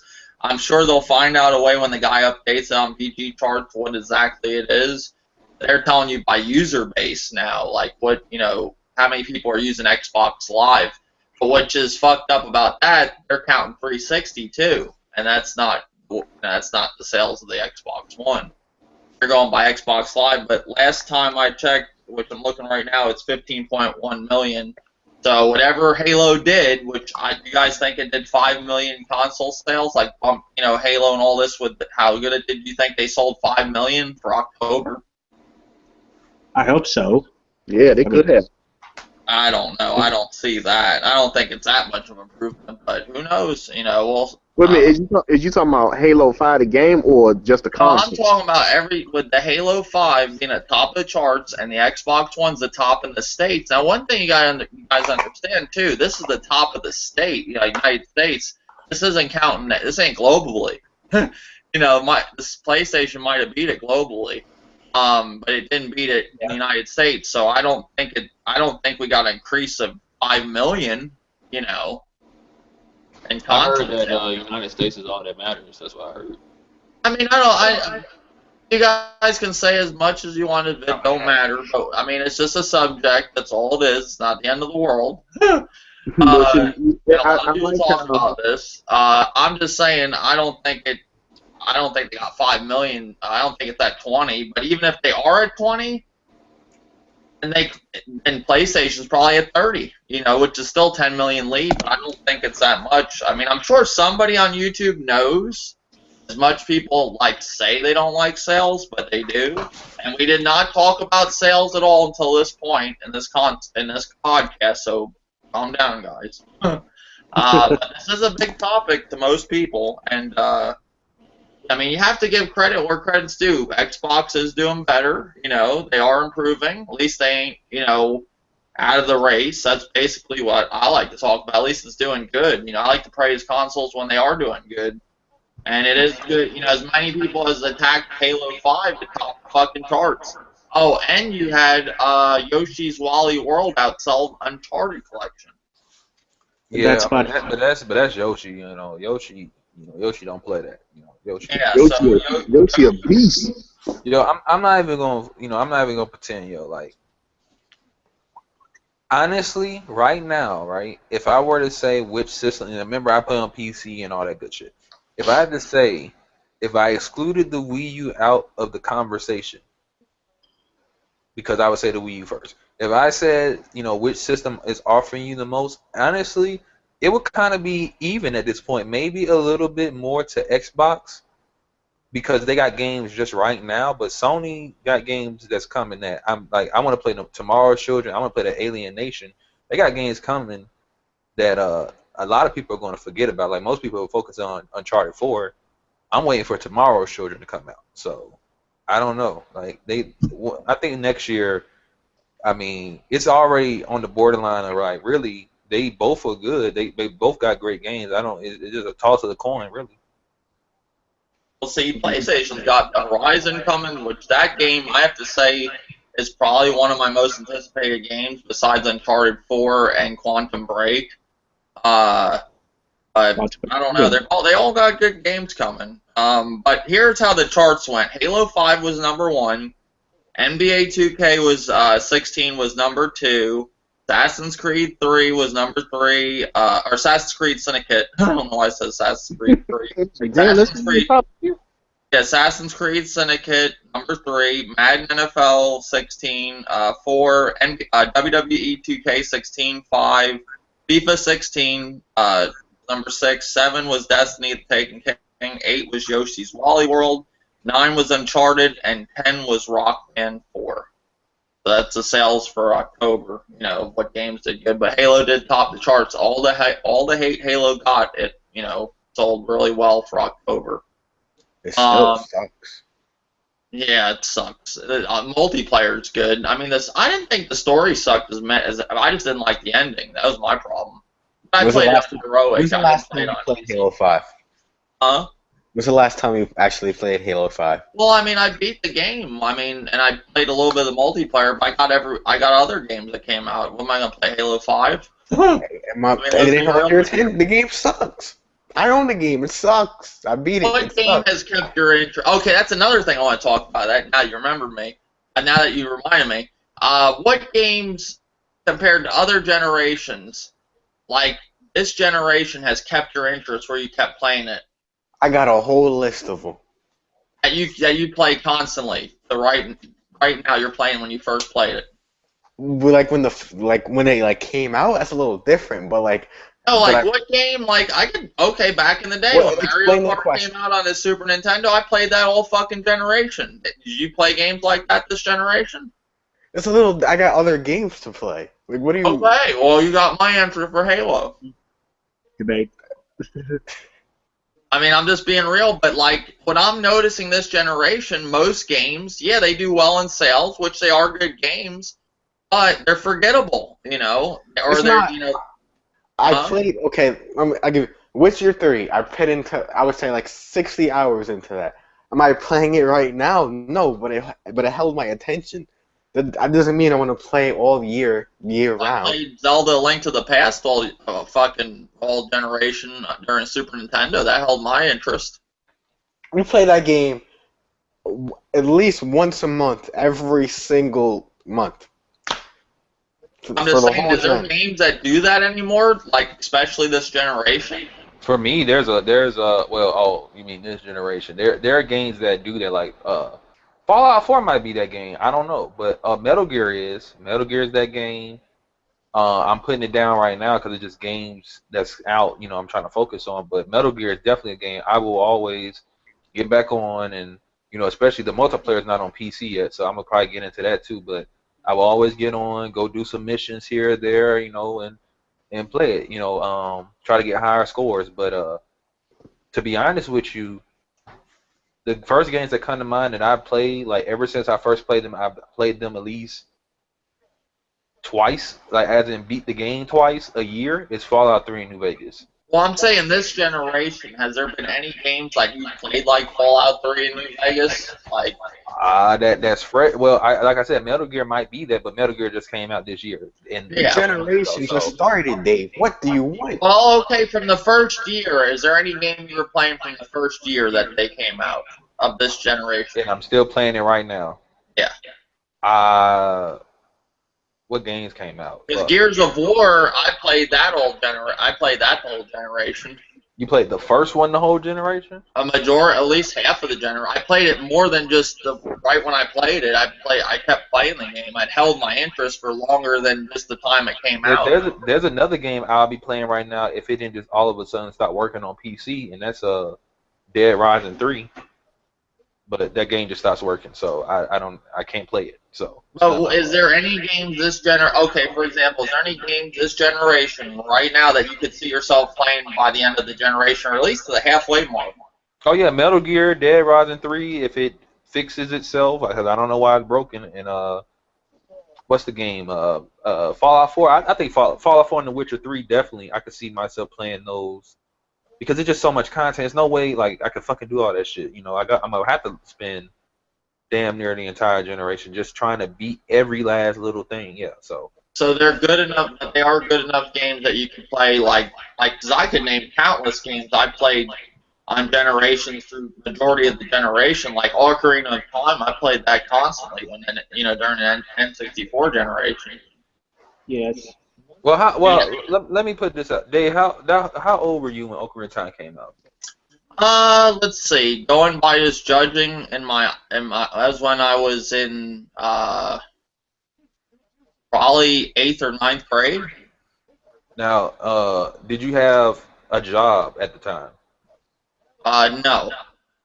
So, okay. Now, I'm just going to put this out here. I played a lot of games over and over and over and over again when I was a kid because I didn't have, well, when I was a kid. Like Gears of War, I had a job. Well, yeah, but I'm just saying, like, a lot of games when we were younger, we probably played them a lot because unless your parents were made of money or unless you had a job or something, you pretty much had to play the same game over and over unless you're going to, like, borrow another game from a friend or something. Like, you had to play the same game over and over and over. I'm not saying you didn't want to. Those games were good. Like those games, Ocarina of Time, WCW versus NWO, No Mercy, or one of them I think was called Revenge or something. I played those games constantly. Yeah, I mean a lot of those games are good, but I remember my cousins played Jet Moto all the time.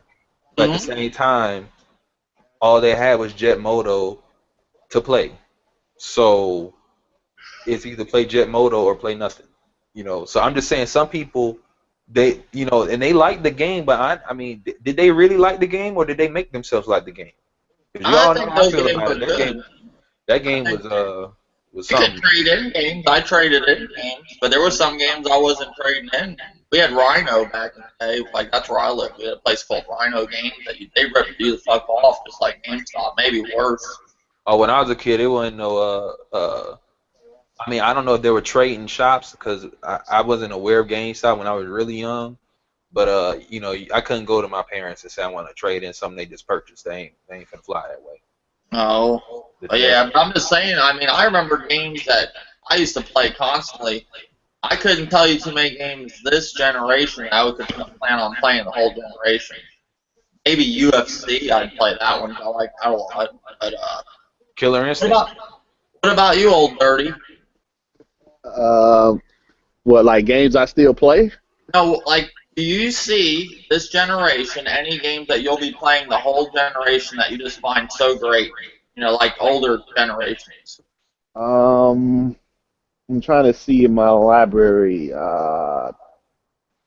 Maybe on the Xbox would probably be Killer Instinct, PlayStation 4. Hell, I have no idea. I haven't even. Second Son is not a good game. How is it not a good game? What are you talking about? How is it not a good game? Dead environment. I heard that game was decent. That game was fantastic. It was awful. Like, it was good, but it was like it was a one-time play. The environment was fucking dull as hell. There was nothing going on. It was a dead world. I did hear a lot of people say the game was decent, but a lot of people say if you played the first and second game, it doesn't even compare. Like, as in the amount of stuff you could do. So like, I haven't played it. I don't know.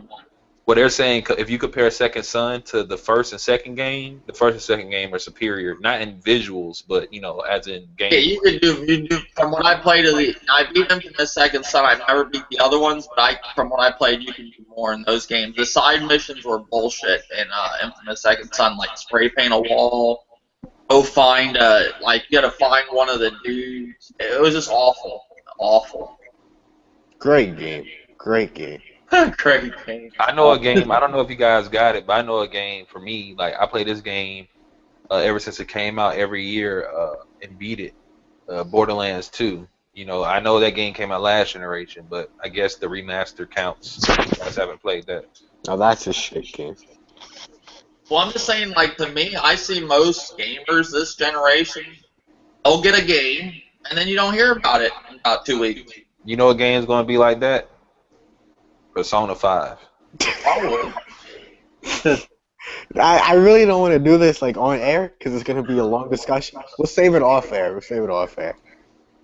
Like I love Persona 4, but I'm gonna tell you that's one of them games where it's like I gotta wait years before I can play it again. That game's the best video game ever. Point blank. Period. But you gotta admit though, that game is so like I say that's like a balanced game where like the story and the gameplay are one. You know what I'm saying? Like to me, I can't take one without the other. And because I beat the game, you know what I'm saying? I know the plot is like playing it again. Like I gotta wait till I forget because That game has a lot of mystery. And once you kind of figure it all out. yeah, it's not as fun when you play through it again. That's why I'm like I need to forget what I Well, played. did you play Persona 3? Nah, I gotta get that one. I gotta. See, we'll talk about this later because we're gonna get into discussion about Dude Bro. So I guess I'm ready. All Dude right. Bros are gonna buy it. Next topic. Xbox One update. I've had it for a little while now. Not the full, not the backwards compatibility, but I think I've had the back. I think you can play Mass Effect. I didn't have Mass Effect to play, but everybody got the update. Anybody have any thoughts about the update? Or? I'm still learning the window. What is it? Window 10 or something that they gave us. I'm still learning it because I got so used to the old one. Now it's like I'm trying to figure this one out and learn where everything is at, and I just haven't really taken the time out to basically tell you. Compared to the PlayStation, which one do you think's better from what you've seen now of it? Like, do you like the interface in the PlayStation 4 or the Xbox One? Well, from the new one, this one, I'll have to say PlayStation because it's just so easy to navigate. This one, like I said, I still have to learn, what's going on because I haven't took the time out to really. It's like once I cut my Xbox on, I'll fiddle around, but I'm putting the game in, what I'm saying? I'm putting 2K in or something like that. And but the old one, I knew where everything was. It was like if I needed to go to something, I knew. This one was like I'm like, okay, let me shift over. It ain't over there. So Yeah, they compared to PlayStation, it's a little bit more complicated. But I mean, PlayStation has always had an easy interface. Yeah. They got the backwards compatibility. That works great. I've tried it with. I got South Park and the Stick of Truth the other day. I've been wanting to play that game ever since I sold my PS3. I thought it would come for some odd reason. I thought it would come to PlayStation 4. I didn't know how it was going to be. I didn't know at the time it was going to be a backwards compatibility issue and all that stuff. I thought eventually they would add those games at least digital. But I got that loaded up easy. Dirt 3, Fallout 3. The only ones we didn't get yet were the ones you can get Gears of War 3, but you can't do Gears of War 2, 1, and Judgment yet. They didn't let you get them yet. But it's pretty cool the backwards. It works pretty good. And you guys played any games backwards compatible yet? yeah, I played haven't. Mass Effect. Okay. I mean, that's a real cool feature. I like it. I mean, all games aren't backwards compatible. Like, they make it sound kind of like everything's going to be backwards compatible, but some games are. What else they have with the update? In the backwards, I think you can now do 12-player party chat. I mean, I like the update. I think it's cool. I actually enjoyed it. I got to get used to the interface again. I kind of like the old interface better because I finally got used to it. Not saying that I can't get used to this one, but I did like the old one better. What do you think, One Piece fanboy? Did you get the update? Yeah, I think it sucks. You don't like it? The PlayStation interface destroys the Xbox interface. The PlayStation interface is just so user friendly, It's just it's the best box. It's not. I got a question because I don't have any of the systems, but I did hear from a good number of my PlayStation buddies they don't like that UI. For the PlayStation? They say it's fast, but they say they don't like how like shit be on they front page and they can't like rearrange it or they can't get rid of it. I don't like the. Is that true or can you get rid of it? They just don't know what they're talking about. Is that true? Like, can you not get rid of the stuff, or they just don't know what the Well, fuck? No, yeah, you you can't can. get rid of, sometimes when people add you into a group, sometimes, and if you have, like, the phone app, your phone will go off like crazy. Sometimes you can't, like, it's real weird. Like, people can just add you to these groups, and then they'll start messaging each other in them, and you can't delete yourself all the time from them right away. Eventually you can, but that's annoying as fuck, and I hate it. Still the best box. But I mean, and to me, Xbox, I think they're doing some good stuff. But I mean, I do like the interface on the PlayStation a little bit more. Can I say But, something about the interface? huh? Can Oh I say yeah, you something? go, Ozzy. I like the interface. It's a little bit more user friendly, but still like the PlayStation 4's user interface. It's a lot better, Okay. Yeah, I mean it's something you gotta get used to. I mean it's not like I It's a bit. don't know if it's an improvement from the last one because I did like the last one compared to I'll be honest, I didn't like the last one at first till I got used to it. But I kind of got used to that and wish they would have just kept it the same. But I guess they had to change things around with the Windows 10, make things not hard to get used to. I'm getting the hang of it, but the backwards compatibility, I had to get used to that. Where you have to find the games from My Games and Apps, they're off to the side. The ones that you do have, they're backwards compatible, and if it isn't on there, you just put the disc in and it will register it. There is a lot of games backwards compatible for the Xbox One, a lot more than I thought there would be right now, day one. That's why it really is surprising that we don't have Gears of War, the whole collection, day one, when they got all these other ones available day one. How many games did they say? It was 100 and something already? You guys know? Hmm? You guys know how many games are backwards compatible? I think Day I think one? it's like 100 or something like that. 104 or something. It's a decent amount of games. I was real surprised to see South Park was backwards compatible day one. I didn't even know that one was going to be backwards compatible. I got the list popping up right now.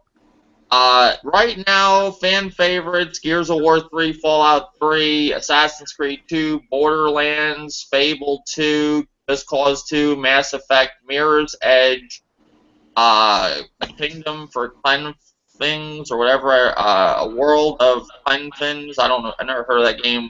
Alien Homid HD, Assassin's Creed 2. I said that. Banjo and Kazooie, Nuts and Bolts, Asteroids Deluxe, Banjo and Kazooie, Battle Block, Theater, Bejeweled 2, Ballader, MMA, Outsight, Beyond Good and Evil.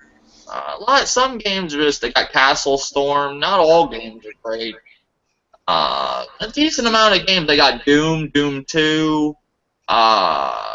It says Gears of War. Okay, Gears of War 2 is backwards compatible, but I think you have to have the disc. You can't get it from the Gears of War Ultimate yet. Dirt Showdown, Condemned, Dirt 3, Crazy Taxi, Gears of War Judgment, Gears of War 3. There's a decent amount of games. Star Wars, The Complete Saga, it's Lego games, Cameo. I mean, there's a lot of backwards compatibility games, pretty good. So I'm surprised, But yeah, the update for the most part is good. I like what they did. Oh, cool thing I like, I can play off-screen play on my laptop with Windows 10 from my Xbox. That's what's kind of cool. I just picked up the iPad Mini 2. I wish I got the Windows tablet. Then I could have played on that off-screen play. That would have been kind of cool. But I can do it with my laptop. It's in 30 frames per second, but it's pretty cool. I like that. But so far, I'm really enjoying the update. Would you guys say the update's pretty good for the most part? Yeah, I agree. I think it's good. I think Xbox is doing their thing. Other than that, that's all I got for today. I don't think. Well, there's other things. Yeah, there was other stuff. Friday the 13th, they showed gameplay to it today. What did you guys think of that? It wasn't much gameplay. It's basically a woman or a girl running in the woods in Camp Crystal Lake. What did you guys think of it? They showed Jason, but they didn't show him kill her. He was about to kill her. Basically, like, it was a pre-alpha game build is like, not much, but at least they showed. I guess they showed it for Friday the 13th because it is Friday the 13th. What did you? Any of you guys seen it? I sent it to Grimpachi. I'm watching it right now. I seen it. What did you think of it, Ozzy? I think the gameplay looks alright, but to me, it looks too dark. You couldn't even see hardly what was going on. You know what I'm saying? Yeah, very dark, very dark. But it's a pre-alpha game. I've been dying for a Friday the 13th or any type of horror game like that, even like a Freddy game, because I love Freddy on the NES, and I love Jason on the NES and Jaws. I would love like a horror movie game nowadays. Like I want one, like an old school one. It'd be really cool. And Friday the 13th, I've been wanting something like that for a while. You know what they did, man? Looking at this game, you know what this reminds me of? If anybody on here, I guess half the PlayStation fan base is going to be listening. Going to be talking about some custom modes and Call of Duty. It's a game that we play on Call of Duty called Michael Myers, and that's essentially what this shit is. Basically, it seems like it's an online game. And some people are just the people running away from Jason, and somebody else is Jason. Yeah, you're talking about Michael Myers when people just play it like a gun game or something. Yeah. When on Call of Duty, what they do is, you got everybody picks a class they can run fast with, and then Michael Myers has the knife out, and everybody has to hide. And when he finds you, you can't kill him. You gotta like just run away from him, and he kills everybody. Once he kills everybody, whoever's the last person left, then they can fight Michael Myers. That's how the game's played on Call of Duty. But the premise is it's like a hide and go seek type of game, basically. That's what it seems like. This is gonna have a story. It ain't gonna just be a multiplayer. I don't think. I think it is gonna have a story. From what I first heard, it was gonna be like Evolve, 4 teammates against like the monster. They were gonna do like Jason against 4. So I don't know. I'll buy it. I mean, I'm a fan of Friday the 13th and all the horror movies, so I'll get it. I don't know how. I mean, this is a Kickstarter, so I don't know how good it's gonna be. But anybody else that seen it?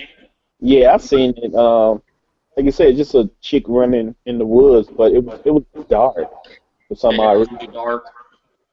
I'm surprised they showed it, but I guess because Friday the 13th. I was surprised when I seen Friday the 13th gameplay footage, and they just announced before it was a Kickstarter, and I didn't think they had anything together, but that's cool they showed it. They showed that. Another thing I want to talk about before I shut the podcast down, Rainbow Six revealed their season pass and what's in it. And basically what I'm gathering, what you're getting with the season pass is basically, it's like a VIP access thing, kind of like how the Forza series does their VIP access. You get like exclusive stuff, and basically you're getting like extra points. You're getting operator classes early, but you can get all this without having the season pass. You're just getting early access. They're not wanting to split up the user base and make map packs where other people can buy the map packs and it'll be separate. They're wanting to keep. They said they're going to do this for a whole year. So basically, the season pass to me is worthless. What about you guys? Yep, it's worthless because I went to Best Buy today after work and canceled the gold edition and just got the regular edition. Yep, I'm doing the same. Right when I pick up Star Wars, I'm canceling the gold and getting Just Cause 3. I'm changing Just Cause 3, and I'm getting Rainbow Six. I'm getting the regular copy. I'm not getting the season pass for early access. I think why they did that is because they announced that it wasn't going to be a campaign. So it'll look kind of stupid to have this online, and then here you come with a season pass with maps. You know what I'm saying? When you could just, just add those maps to the game. Since you're not going to make a 8 to 10 hour campaign, why should there be even DLC for it unless it's free? Well, there is gameplay that stuff with DLC with single player only games like Destiny. You buy expansions. I mean, there's a lot of games like that. Evolve, but I mean, I do think it's cool of Ubisoft to be doing that, where they're not. At least we get a break where we don't have to buy fucking map packs. That's cool. I like that. That's one thing I like about Halo. They don't do that shit. And Rainbow Six, they're not doing that shit. And the best box version, you get Vegas 1 and 2 for $60. So why not get that? You know. I mean, it's cool that they're doing that. In a way, though, it did make me not want to get the gold edition. Like, why get the gold edition? It's like a lot of these games. I'm noticing with a lot of these season passes that all it is like early access. Like if I was to buy the VIP pass for Forza, I'm just getting a couple extra cars and like different like point system. Like they're gonna give me extra points, easier to earn things faster. Season passes are not becoming worth it unless it's games like maybe like Call of Duty or something where you're actually gonna get map packs because they charge you for the map packs, or Battlefield or Battlefront's gonna actually give you map packs. But if they're just giving me like extra stuff like with points and shit like that, I'm not buying the season pass. Sorry. Yeah, I heard they was doing that. That basically the season pass was basically just you get some skins for the guns, and then they say you are access to get the maps a week before anybody else. And I'm like, I can wait a week for a new map or two. Like it's not that serious. I can wait a week right with you. I'm not buying that. Hey Dave, you want to hear something interesting? What happens? So I'm looking at my feed and it says Fallout 4 shipped 12 million units, right? Mm-hmm. Now what's funny is I've already tackled this topic about shipped and sold, and what people don't understand is when something is shipped, that means it's gone to the retailer. When the most retailers have to purchase what they're being shipped to them, right? Which means that means the company shipping it to them got their money already. But it's funny because I guarantee some of the people that's going to say, "Oh, this game shipped this amount of games," will not say that, say that it's bullshit or whatever because it's shipped and not sold. I just find it funny. I just find it funny. Like I don't follow sales, but I do find it very interesting when people get mad when someone says something is shipped. And normally it's when Microsoft says something is shipped. Sony has said stuff has been shipped before too. They said their consoles they got X amount shipped. I've never heard anyone say nothing about that shit. Well, Walmart, okay, when I worked at Walmart, I worked there for 3 years, and they have, like, during the holiday season, the store manager gets a bonus, like, for Black Friday. Around that time, they fill the back room with nothing but fucking merchandise. And that merchandise in the back room is his bonus. And in his eyes, that is already sold, which in most cases with Walmart, they sell all that shit. So in other words, to implement it to this, if they're counting on that already being sold because it's such a hot game, then that is, then they can count that. But if it's not going to sell, then they can't count that. Walmart can count that because that shit moves, That's how I've seen it with businesses and stuff, like Walmart. So basically, I was saying that if it's shipped, does it mean that the store, like, say Best Buy has already brought those units that shipped, or these stores have brought these units from the developers, or explain to me what y'all are saying. Well, do they let's think here, do they send those things back to, if they ship all these copies out of Call of Duty Black Ops 3 to Best Buy, does Best Buy ever have to return shit to Call of Duty, or do they eventually get rid of it and they're already bought? Like, think of it like that. I mean, does Best Buy, I've never seen, when I worked in electronics and Walmart, I've never seen us return video games to the way it works for most stores is, you got to think about it, it's no different than me and you, Dave. If I ship something to you, unless I'm shipping it to you for free, you got to pay, right? Whatever, if you want to buy something from me and I ship it to you, you bought it, right? Yeah. It's the same thing with the store. They buy in bulk. Yeah. Like people think, oh, a game is $65. The store is selling it to you for $65. How are they making money? It can't be that they bought it from them, no, because they don't understand that the stores are getting it for. They're not getting it for nowhere near what we're paying for. Like, trust me. So when they sell, it's no different. You gotta think about it. When a game or product doesn't sell, do they send it back to the retailer? No, they throw that shit in the clearance rack, or they just get rid of it, throw it in trash. they lose money on it or something. The store loses money on it, not the people who sold it to them. Someone like Walmart or Best Buy, they probably get the game cheaper than a lot of other retailers because they buy it in bulk. Like they may get Call of Duty for $30 a copy or $20 a copy versus Target maybe, just for example, maybe getting it for $45. Like it just depends. Like because Walmart, believe it or not, Walmart sells the most fucking gaming stuff. It's fucking crazy. Like they sell a lot of game stuff for some reason in people's heads. I don't know why. Walmart can sell a console during the Christmas season, even on Black Friday, even if they're selling it for what it's going for all the time. People think they're getting a deal because they're buying it at Walmart. Because I think Walmart is known, especially when it comes to like most of their products, you normally are getting a deal.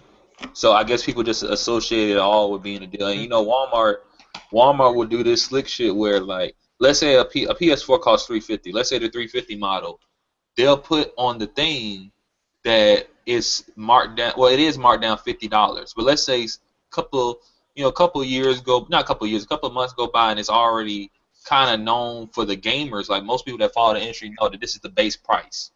But Walmart will just mark it like, oh, we shrunk the price down to $50, when really they didn't. A lot of stores do that. You know, Sony does it on their site. I know the Spider-Man games, those games for whatever reason never drop in price. And what Sony will do is, like Spider-Man on the Vita is $20. Not $20, I think it's like $40 or something. And sometimes when it goes on sale, it's not really on sale. It'll be $40, but they'll say it was 60 or some shit, and it really wasn't. It was 40 for like months. You know, like stores do that shit all the time. So I mean, it is what it is. So yeah, we got that topic, and last topic, UFC did release that they are going to be doing a UFC 2. It's coming out, I don't know, probably around spring or something, I think of 2016 or summer, somewhere around there. And they didn't show any gameplay, but they did announce Ronda Rousey, go figures, on the front cover. I'm looking forward to that game. I like all the UFC games. I figured they would be doing one. They did like 3 of them last generation. I love the one UFC, and they gave free updates with new characters. I'm looking forward to that. That is coming. Anybody else with UFC? I don't know if you guys are big into UFC. I love UFC. I'll usually pick it up because I like the last one EA just put out. Yeah, that game, you know, caught a lot of hell at first, but it is a great game. I see a lot of people still playing it. I get on there, always find a match. And this weekend, a very good fight. Ronda Rousey's fighting Holly Holm, and that's gonna be fucking awesome. I've been wanting to see her fight her. I don't think she'll lose, but Holly Holm's pretty good, and it's a great fucking the whole event's gonna be great lineup. So that's tomorrow night. I'll be watching that. But yeah, they announced UFC. That's basically all I got, guys. Thank you, King from Pachi, as always, for joining. No problem. Who said damn it? What happened? I don't know. The only thing, unless you just want to end it, we could talk about how the PC has no exclusives. My PS has no exclusives. Thank you, One Piece fanboy, for joining as always. Keep it PlayStation. Thank you, Levon, for joining as always. If you're still there, not sleeping. Thank you, Old Dirty 33, for joining as always. No problem, Dave, because the Wii U is now becoming the best box. And thank you, Ozzy, for joining as always. No, the best box is always the Xbox One. I think we've tackled at least 15 gaming topics, guys. I'm not up to Broken Games yet. He does 20, but this is 15 gaming topics. Till next time.